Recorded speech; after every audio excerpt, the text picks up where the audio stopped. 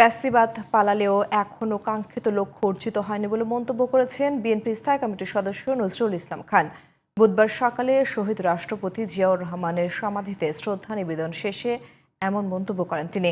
এদিকে জাতীয় প্রেস ক্লাবে এক আলোচনা সভায় বিএনপি চেয়ারপারসনের উপদেষ্টা জয়নুল আবেদিন ফারুক বলেন, কবে সংস্কার হবে, কবে নির্বাচন হবে, কবে শহীদদের কাঙ্ক্ষিত লক্ষ্য অর্জিত হবে জনগণ তা জানে না।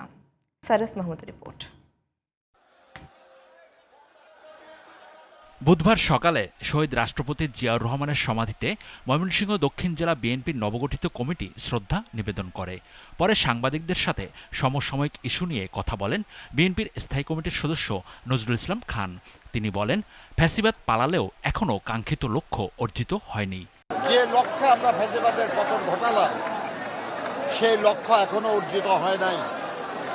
এখনো বাংলাদেশের জনগণ তাদের যে মৌলিক অধিকার, তাদের ভোটের অধিকার প্রয়োগের মাধ্যমে তাদের নির্বাচিত সরকার প্রতিষ্ঠা করতে পারে না।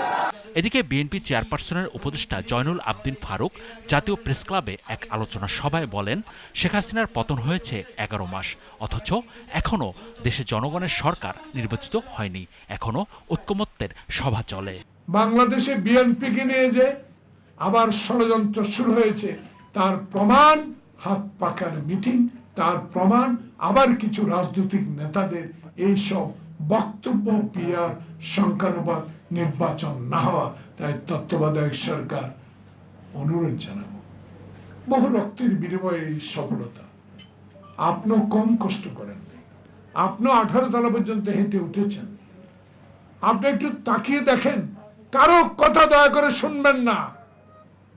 শাহাবুদ্দিন যদি 3 মাসে ইলেকশন দিতে পারে, আপনি 11 মাস, 12 মাস, আরো 4 মাস বাকি কেন পারবেন না? সকল ষড়যন্ত্র রুখে আপনাকে একটা সঠিক সুষ্ঠু নির্বাচনের ব্যবস্থা করার দায়িত্ব আপনার, না আমরা মনে কষ্ট পাবো।